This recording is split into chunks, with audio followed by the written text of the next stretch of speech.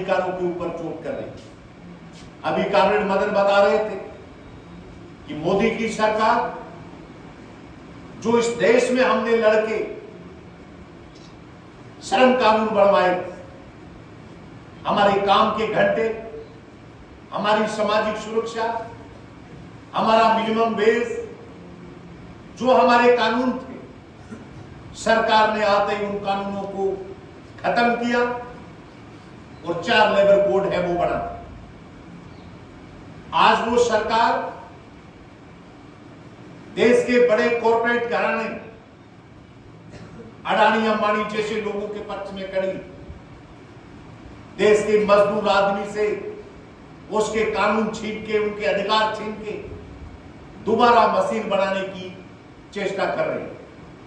आज अगर हम देश की हालात को देखें, अभी हम कोरोना में देख रहे, जब लॉकडाउन था, पूरे सब कुछ बंद हो गया, आदमी को काम नहीं मिल रहा, तब हमारे देश के एक उद्योगपति है गौतम अडानी, एक अखबार में खबर आती है कि वो एशिया महाद्वीप के 1 नंबर पेशे वाले आदमी बने। कुछ दिन बाद में समाचार आता है कि वो पूरी दुनिया में 4थे नंबर के सबसे पेशे वाले व्यक्ति। क्या वजह है कि मजदूर, उसका पूरा परिवार 12 घंटे 14 घंटे काम करने के बाद भी रोटी का जुगाड़ 2 जून की मुश्किल से कर पाता है, और दूसरी तरफ वो लोग दिन दोगुनी रात चौगुनी अपने संपदा के अंदर इजाफा कर रहे हैं। असल में सरकारें उनको इस प्रकार की रियायतें देती है, इस प्रकार की छूट देती है कि वो लोगों का शोषण करके, वो मजदूर का शोषण करके, वो आम उपभोक्ताओं का शोषण करके अपने मुनाफे को कमाते। आज ही अखबार में समाचार, एक तरफ मोदी जी प्रचार करते हैं कि पूरी दुनिया में भारत का डंका बज रहा है, और दूसरी तरफ आज एक सच्चाई छपी है कि पिछले 100 साल में अंग्रेजों का राज भी और हमारा राज भी, 100 साल के अंदर अमीर और गरीब की जो खाई है वो खाई और चोरी हुई।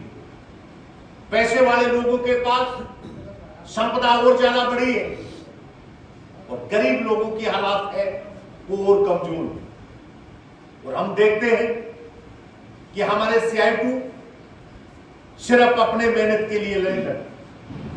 इस लाल झंडे में, CI2 में और दूसरे संगठनों में फर्क यही है कि समाज के दूसरे तबके, हमारा चाहे किसान हो, हमारा चाहे नौजवान हो, चाहे कोई जनता के और साझे मसले हो, सरकारों के षड्यंत्रों के खिलाफ, सरकारों की गुंडागर्दी के खिलाफ हमारा मजदूर हमेशा डट के खड़ा रहता है।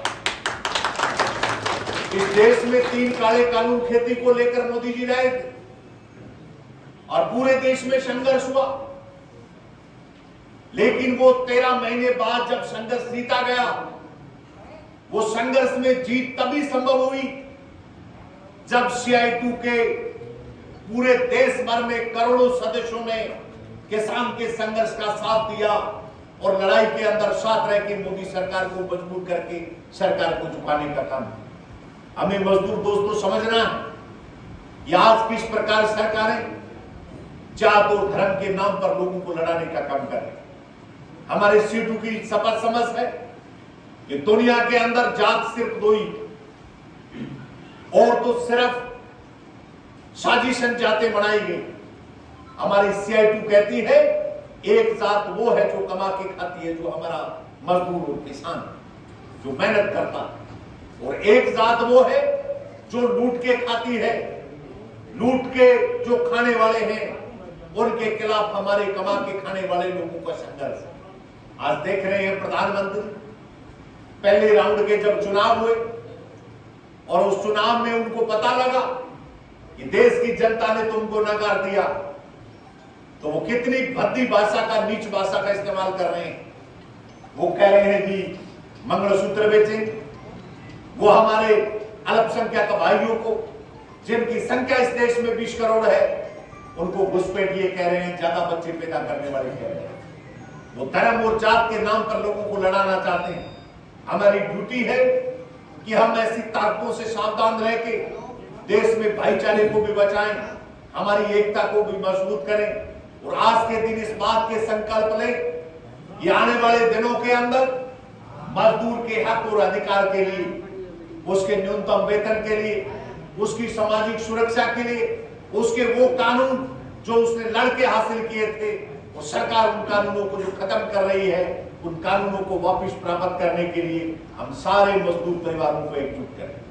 आज जरूरत है कि गांव के अंदर भी बहुत बड़ी संख्या खेती में मशीनीकरण के चलते गरीब लोगों की संख्या बढ़ रही है। आज उनकी हालात भी दयनीय है। आज मनरेगा है, लेकिन मनरेगा के अंदर इस प्रकार की गड़बड़ियां है, इस प्रकार के उसके खिलाफ दुष्प्रचार है। जैसे जी कहते हैं कि जी महंगाई तो बढ़ी इससे। अरे गरीब रे को 100 रुपया तुम देते हो, 9 घंटे काम लेते हो और उसी पे उड़ाना लगा देते हो कि जी महंगाई इससे बढ़ गई। अपने उस ग्रामीण गरीब मजदूर की भी मदद करनी है, उसके साथ भी खड़े रहना है।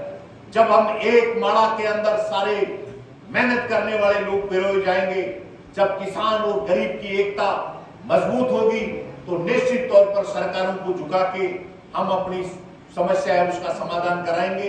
मैं सारे मजदूर साथियों को, क्योंकि अभी रायसा नगर में अपनी यूनियन FCI की है,